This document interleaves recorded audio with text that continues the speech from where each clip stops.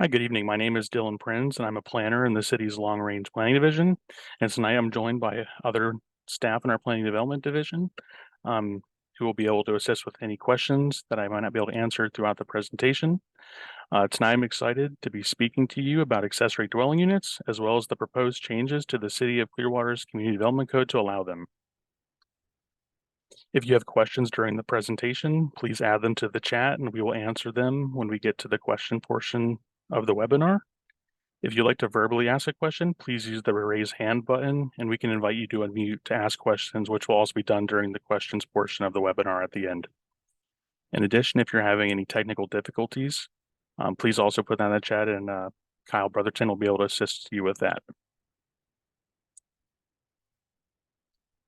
To start with the agenda, tonight we'll talk a little bit about what the Community Development Code is, what is an ADU, benefits of ADUs, the proposed changes to the Community Development Code, Clearwater 2045, our city's comprehensive plan, as well as next steps and questions and discussion. So to start, as part of this discussion, we'll be talking about the Community Development Code. Generally, the Community Development Code is a legal tool that the city uses to determine what can be built and where. The code breaks up the city into zoning districts and provides development standards such as setbacks, height, parking, and landscaping. It also implements the city's comprehensive plan, which we'll discuss a bit more later. The code is a living document and is constantly evolving due to the ever-changing conditions in the city. All right, so to start, what is an ADU? An accessory dwelling unit is a secondary living unit that has a separate kitchen, bathroom, and sleeping area that exists within or on the same lot as a detached dwelling, also known as a single-family home. ADUs can be attached or detached and can be seen in many different forms. Other commonly used terms for ADUs include mother-in-law suites, granny flats, backyard cottages, and casitas. As you can see on the bottom of this slide are different forms of ADUs, such as detached, attached, interior, with like an upper level addition, above a garage apartment, as well as garage conversions.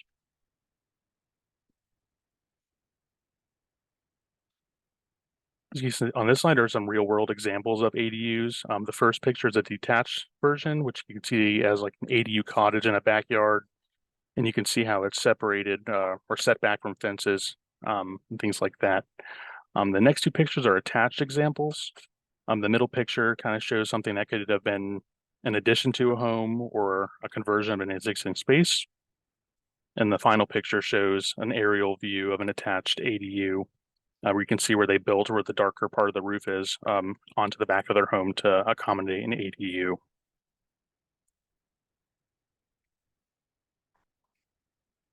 ADUs have many benefits and can provide opportunities for addressing missing middle housing, which refers to housing types that are missing between single-family residential homes and multifamily like apartment buildings, and can be seen in the form of duplexes, triplexes, as well as ADUs.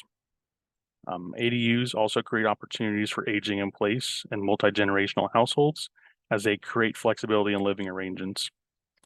This could be seen as an example of somebody that's aging and may need to downsize. So an ADU may provide them an opportunity to move into a smaller space while also allowing maybe a family member to move into their primary dwelling to help take care of them or just provide that additional flexibility in living arrangements.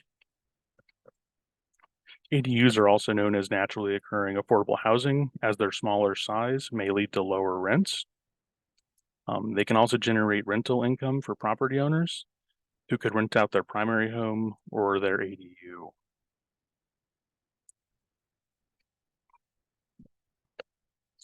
Next, we'll move into some of the proposed changes to the Community Development Code that will allow for ADUs. The residential zoning districts where ADUs will be permitted as a use are the low density residential district, medium density residential district, and low medium density residential zoning district. These districts are typically characterized by single family residential and small scale multifamily uses, and scale wise are compatible with ADUs. As we develop these standards, there will be minimum development standards for lot size, setbacks, and height that will vary by zoning district.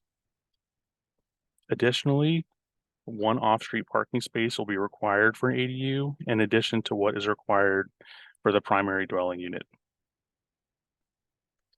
Flexibility for certain standards may be applied for if the established criteria is met.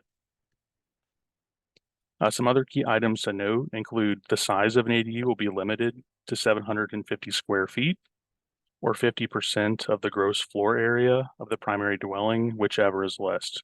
For example, if you have a 1,200 square foot home, the max ADU size you could build would be 600 square feet. Only one ADU will be allowed per parcel, and there will be an owner occupancy requirement with either the owner must occupy either the primary dwelling or the ADU.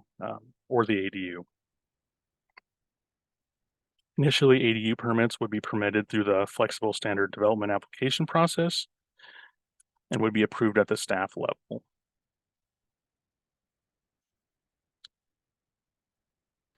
So these are some renderings that staff has created to show based on what our proposed changes are.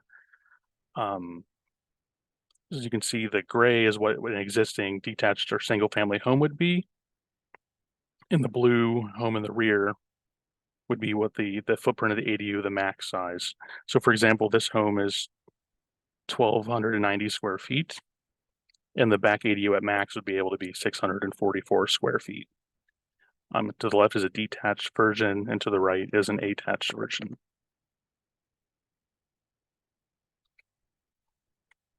As we discussed earlier, part of the purpose of the Community Development Code is to implement the comprehensive plan. Clearwater 2045, the city's recently adopted comprehensive plan, includes the following policies that support the changes being proposed to allow for ADUs.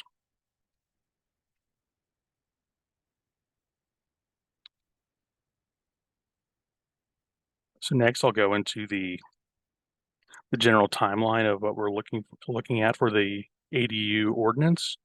On Thursday, April 4th, the Development Review Committee will be reviewing the ordinances and providing any comments they have. And this is a public meeting, and the public doesn't have an opportunity at this point to provide feedback.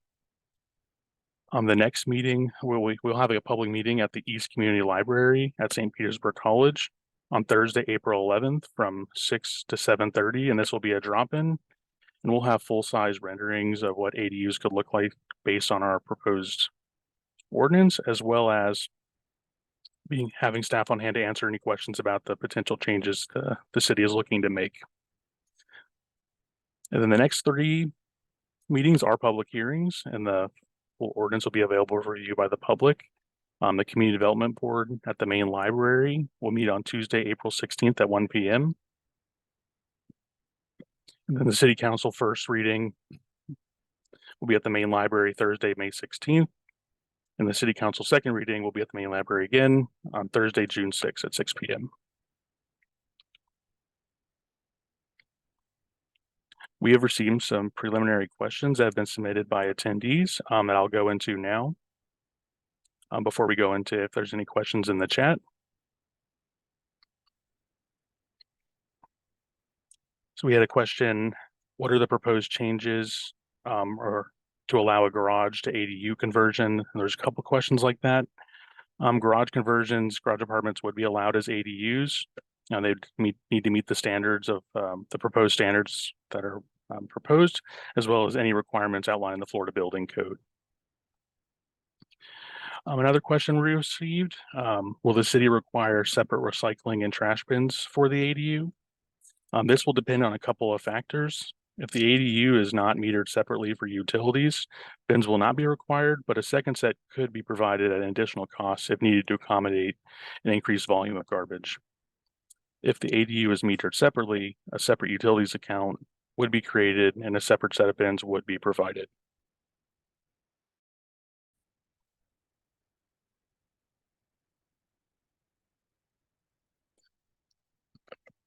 There's another question. What are some of the zoning law differences between an ADU on wheels and an ADU on a slab. An ADU on wheels would be considered a recreational vehicle or mobile home based on what our code currently allows and would not be permitted as an ADU. So at this point, ADU on slab would be the only allowable option. We got another question. Will the minimum lot size requirements needed to have an ADU change and become lower? The minimum lot size requirements will remain the same for each of the respective zoning districts. We have another question. Can more than one ADU be built on a lot? Only one ADU at this time will be allowed per parcel.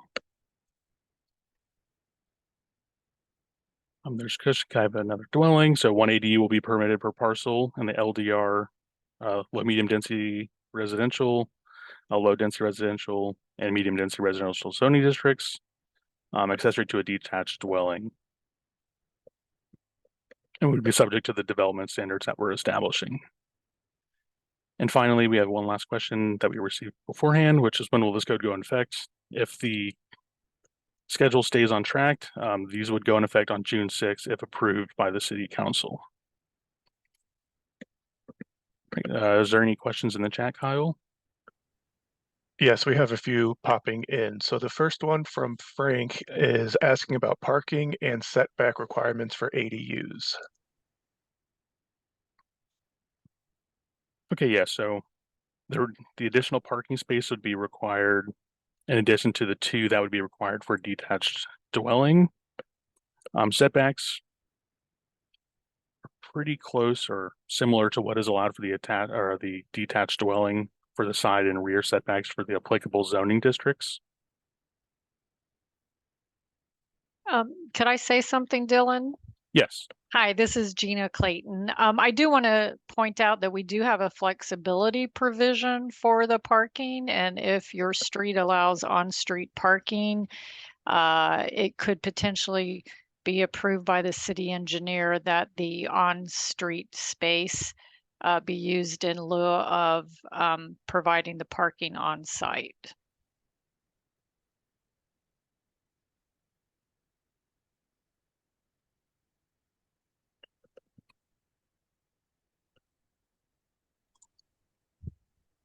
Right. All right, we had another question from Marilyn. She said, great presentation, Dylan. Will there be any subsidy grants for interest in setting these up?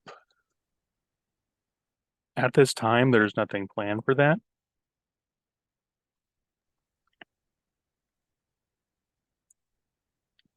I have a question from Aaron asking, are the square foot maximums the same for a second story ADU? Yes, the maximum square footage would be the same regardless of the type of ADU it is.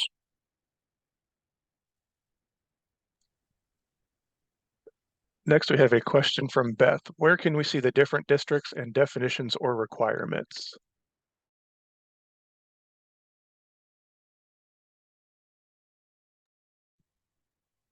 On the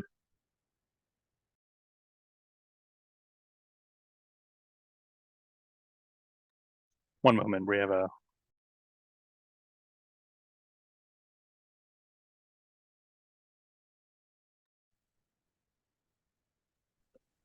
Kyle, could you repeat the question, please? Yes, absolutely. So the question was from Beth, and it was, where can we see the different districts and definitions or requirements? So currently what is proposed for ADUs is not yet in the code, but the code can be accessed on the city's website or Municode. I can follow up and provide a link to that as well. But the full set of amendments will be available in a couple of weeks for the community development board, and they can be reviewed at the time for what we are proposing for accessory dwelling units.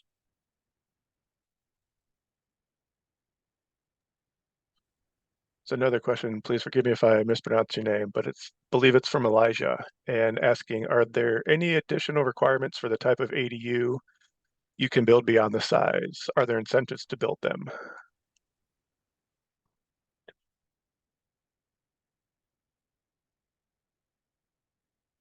So they'd be limited to the one per parcel, as well as setbacks, height, other things like impervious surface ratio, which basically means how much of your lot can be covered, will all kind of be hand in hand while you're developing a ADU.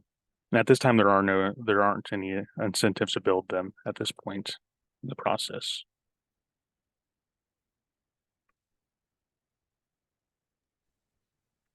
Another question from Clark. Could you repeat the information about a garage conversion? Yeah, so a garage conversion would be allowed for an ADU. You just need to meet the standards that are established, as well as anything that's outlined in the Florida Building Code for bringing the garage up to code to support a dwelling unit. I want to make sure they understand they also have to provide the required parking if that is happening in the garage. They have to have space on their driveway to accommodate the required parking, which would be 2 spaces for the home and 1 for the ADU.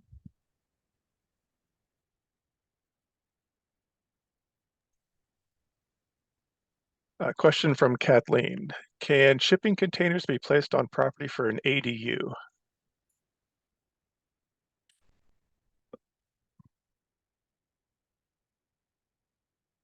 Something I'm not 100% sure on. Jamie or Gina, is that something you may be able to help with? This is Jamie Locko, in Planning and Development.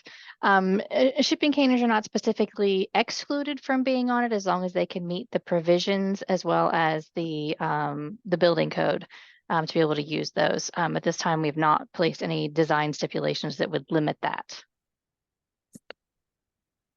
We may want to consider some, just so that we don't have, junked up old shipping containers in the backyard. So I think we haven't addressed that, excuse me, specifically, but I think we probably should consider it. So it's a good question.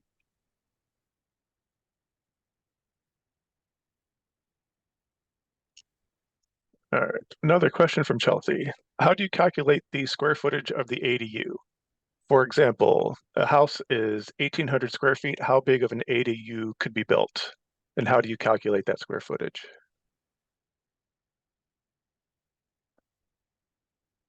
So we're using gross floor area, which if I'm not mistaken is everything under the roof of the home, including the garage. So if that's what the 1,800 square foot would be, you would be maxed out at a 750 square foot ADU. Because what we're proposing is 750 square feet or 50% of the gross floor area, whichever is less.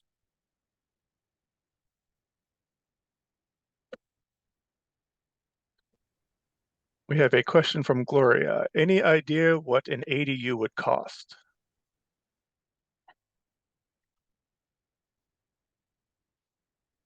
I'm not 100% sure on giving an estimate on that because I've seen a variety of costs based on it would be really depend on the type of unit you build, if it's a garage conversion or attached or detached. I think the best information would be maybe speaking to a developer or a contractor that may have experience with ADUs to provide an estimate on the costs.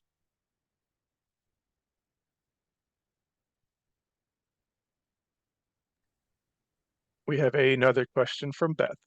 Will the city have any plans to pick from, or will each person have to get their own plans and or drawings?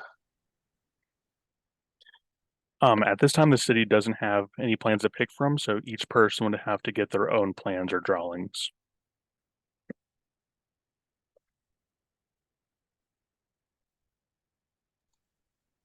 A question from Peggy. Can a house be split up into different apartments or living areas with designated entry doors be considered an ADU?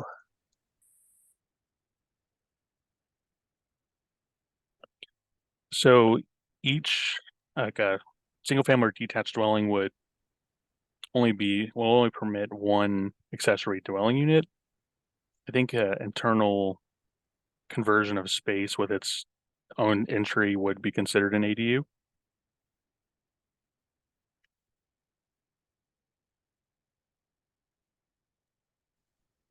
A question from Suzanne. Will the property be reassessed for taxes when the ADU is completed?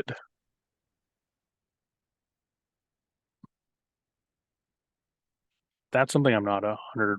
I could potentially follow up on that one.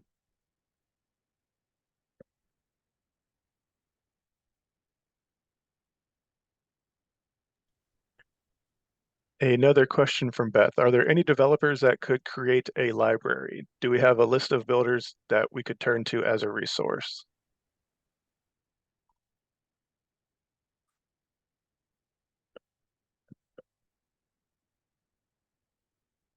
That one I'm not 100% sure on the context of the question for ADUs. Dylan, I think she's asking about, I mean, if we have a developer on hand to create the library, which we don't at this time, but we have been in discussions with possible consultants to create a library. It's not something that we've chosen to do at this time, but it is something that has been considered and may be executed by the city in the future.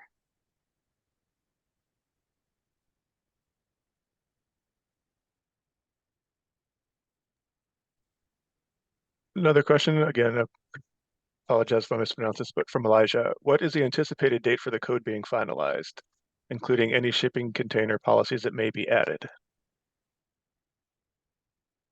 Right now, the schedule for the ADU changes would be with the city council for second reading on June 6th. And if the city council approves the amendments, that's when the code would be finalized. As we look after this meeting today, we'll be looking at shipping container stuff policies to potentially add to the set of amendments.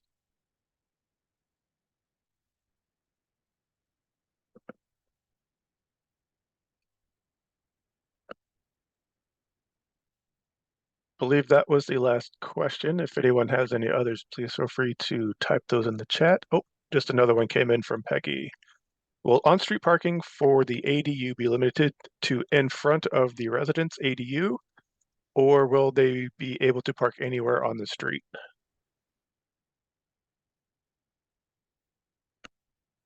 Look.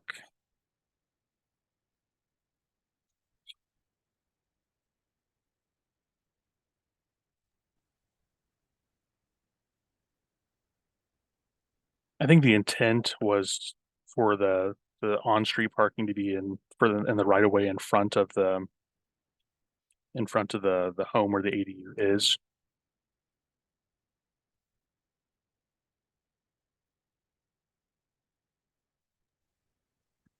We have a question from Gloria. Any expected pushback?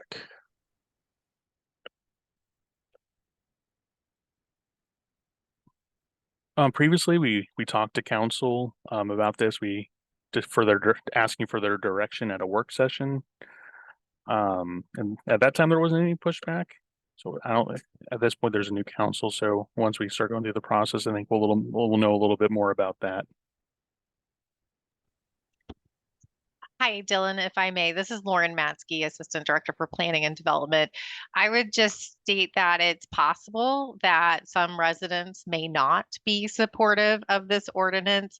I can speak to some feedback that I received when out at a Neighborhoods Day event this past weekend, where concerns were expressed about, it affecting what should be a single family neighborhood.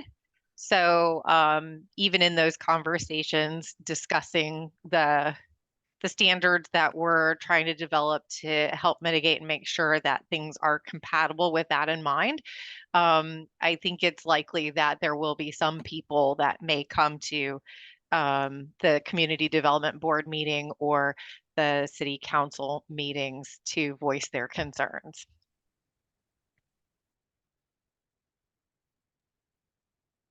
Thank you. Another question from Clark. If a property already has grandfathered 2 units and an LDR, low density residential single family zone, can an ADU still be added?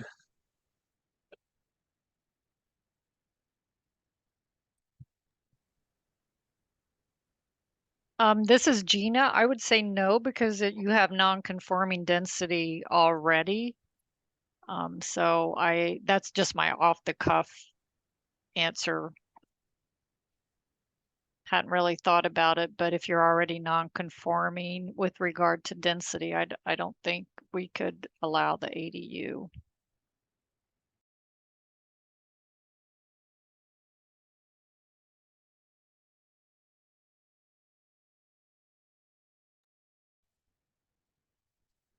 All right, I'm seeing no more questions come in. Give another minute or so if anyone else has any follow-ups.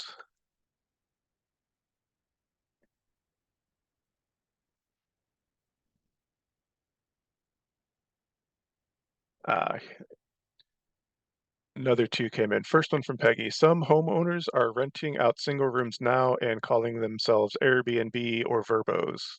Will these be considered ADUs?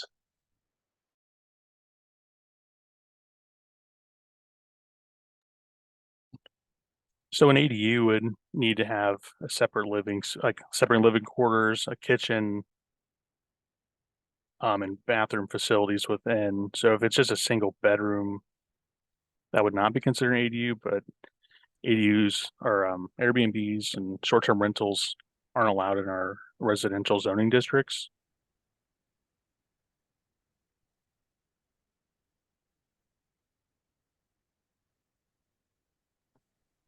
Another question from Chelsea. Why does it have to be owner occupied to build one? So this time we added the owner occupancy requirement, as it will potentially provide stability to neighborhoods, because if it might end up being speculative investment if both units are for rentals. And it can also help deal with any potential nuisances having the homeowner on site where an ADU is built.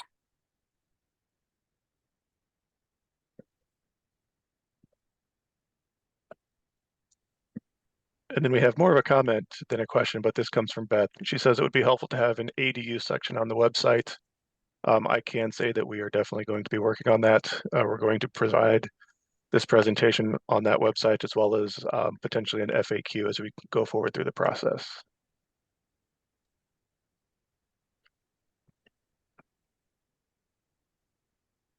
And then if there are no more questions, I'm not seeing any come through.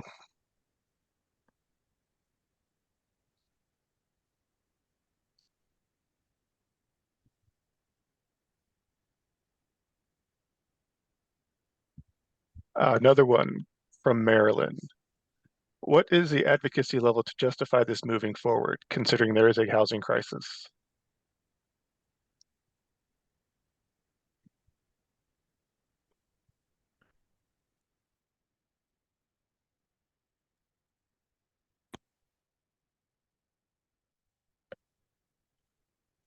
Sorry, Hi, sorry, this is Lauren.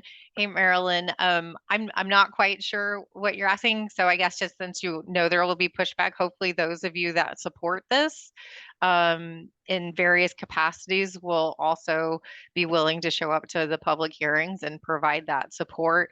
And then also, you know, if there's a factor or a standard that you don't necessarily agree with, you could also provide that feedback. So thank you. Thanks even just for coming online just to hear about it. This is great.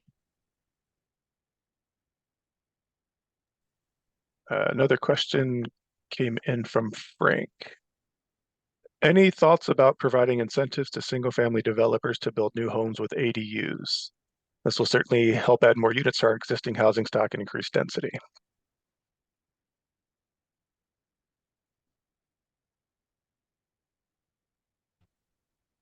Dylan, could I jump in here? This is yes. Gina again.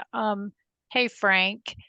You know, I think that we have limited means for providing incentives, and those would be either through, I would think, the CRA or through CDBG block grants. And those funds are all allocated through economic development and housing and the CRA. So I think before we get this moving to the CDB, I don't know, Dylan, if you've had any conversations with them and I don't know what all the restrictions to their money would be, but those would probably be about the only sources that we would have to provide incentives. So we'll try to get some information from those departments to see if they might be able to provide any feedback on potential incentives.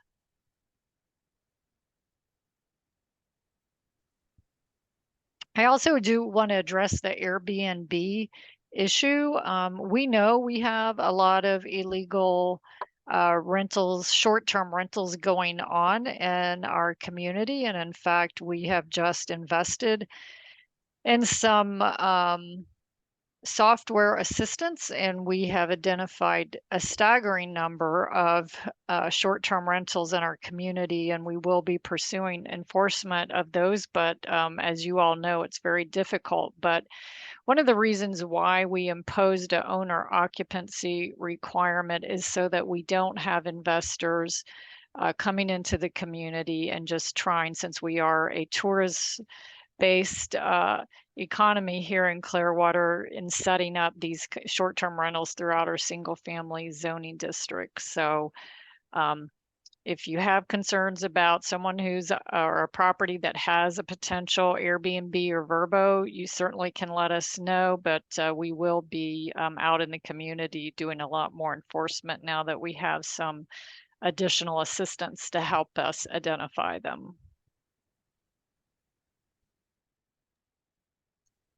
We've had a couple more questions come in. So I believe I missed one from Peggy, but she was asking how they will be regulated. And I'm not sure if that's in relation to the Airbnbs, which Gina just went over, or in relation to the ADUs. So Dylan, if you want to explain how the ADUs will be regulated, I think that would be a great help.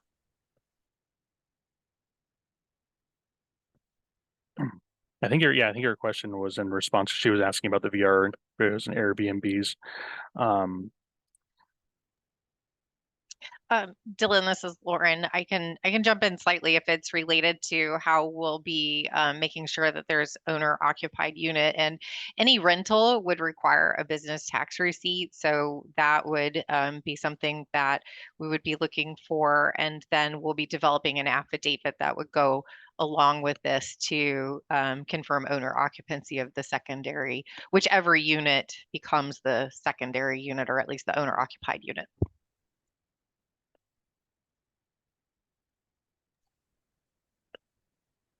Thank you. Another question from Chelsea. Could a new build contractor with the intent to sell build one on the property, or does it have to be an afterthought?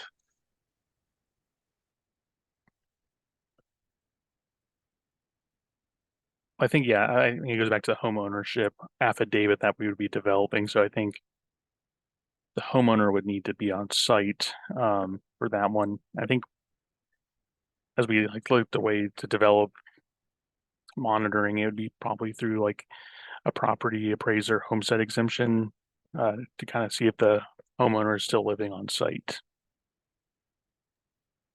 But I would add to that, I mean, if somebody has a vacant piece of land and they want to build a detached home and an ADU at the same time, they are not precluded from doing that as long as they plan to occupy one of them.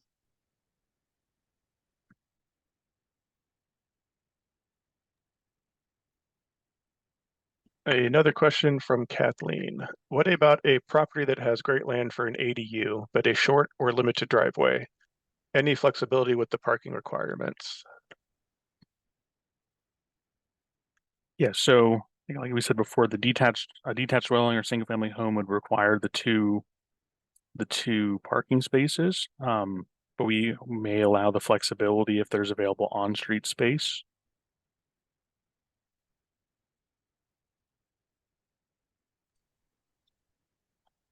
Another question from Beth. This relates back to the Airbnbs or the Vrbos, but she's asking, how should we report rentals? Okay, yeah, I think Gina responded saying that they can contact code compliance.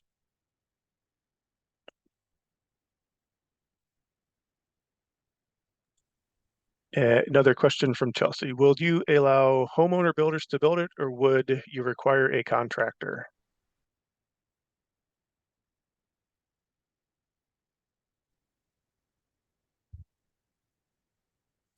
That one I'm not 100% sure on. As long as they have the license to be able to build the building, and I know we have some homeowner permits, but I think for building from an entire ADU might be a little different story, but we have to check with our building official to be for sure on that. And we can let you know.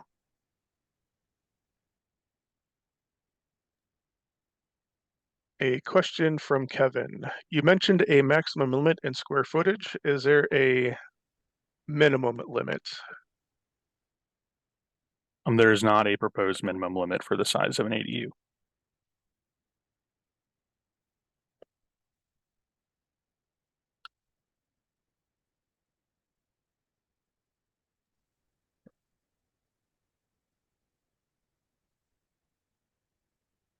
Any other questions? Give it a few seconds here to see if any more pop up.